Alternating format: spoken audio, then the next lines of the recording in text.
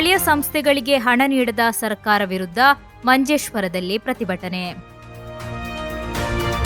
ಕೇರಳದ ಪ್ರಸಿದ್ಧ ವೈದ್ಯರತ್ನಂ ಆಯುರ್ವೇದ ಔಷಧಿ ಸಂಸ್ಥೆಯ ಗುಣಮಟ್ಟದ ಔಷಧಿಗಳು ಈಗ ಕೈಗೆಟಕುವ ದರದಲ್ಲಿ.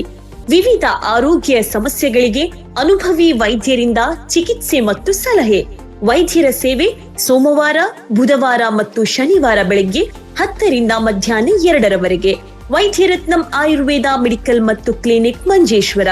ಕರೆ ಮಾಡಿ 9497431005. ನಿಮ್ಮ ಆರೋಗ್ಯ ನಮ್ಮ ಜವಾಬ್ದಾರಿ. ಇಂದೇ ಭೇಟಿ ನೀಡಿ.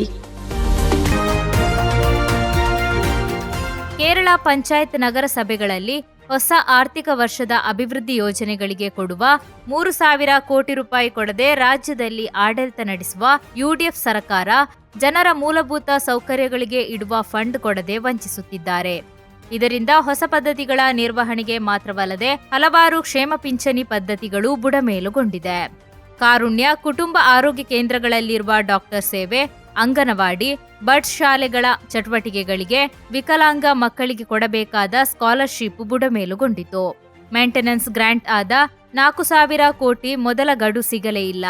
ಸ್ಥಳೀಯಾಡಳಿತ ಕೇಂದ್ರಗಳಿಗೆ ನೀಡಬೇಕಾದ ಹಣ ಕೊಡದೆ ಯುಡಿಎಫ್ ಸರ್ಕಾರ ವಂಚಿಸಿದೆ. ಮಾತ್ರವಲ್ಲದೆ ಲೈಫ್ ಪದ್ಧತಿ, ಕಳೆದ ಎಡರಂಗ ಸರ್ಕಾರ ಮಹಿಳೆಯರಿಗೆ ಕೊಡುವ 1,000 ರೂಪಾಯಿ ಪಿಂಚಣಿಯಾದ ಸ್ತ್ರೀ ಸುರಕ್ಷಾ ಪಿಂಚಣಿ ರದ್ದುಗೊಳಿಸಿದ್ದಕ್ಕೆ ಎದುರಾಗಿ ಎಡರಂಗ ಮಂಜೇಶ್ವರ ಪಂಚಾಯತ್ ಸಮಿತಿಯ ನೇತೃತ್ವದಲ್ಲಿ ಗ್ರಾಮ ಪಂಚಾಯತ್ ಕಚೇರಿಗೆ ಮಾರ್ಚ್ ಧರಣಿ ನಡೆಸಲಾಯಿತು. ಧರಣಿಯನ್ನು ಸಿಪಿಐ ಜಿಲ್ಲಾ ಸಮಿತಿ ಸದಸ್ಯರಾದ ಜಯರಾಮ ಬಲ್ಲಂಗುಡೆಲ್ ಉದ್ಘಾಟಿಸಿದರು. ಗಣೇಶ ಅಧ್ಯಕ್ಷತೆ ವಹಿಸಿದ್ದರು. ಕಮಲಾಕ್ಷ ಕೆ ಸ್ವಾಗತಿಸಿದರು. ಕರುಣಾಕರ ಶೆಟ್ಟಿ, ಪ್ರಶಾಂತ್ ಕನಿಲ, ಅಶ್ರಫ್ ಕುಂಜತ್ತೂರು ಮೊದಲಾದವರು ಉಪಸ್ಥಿತರಿದ್ದರು.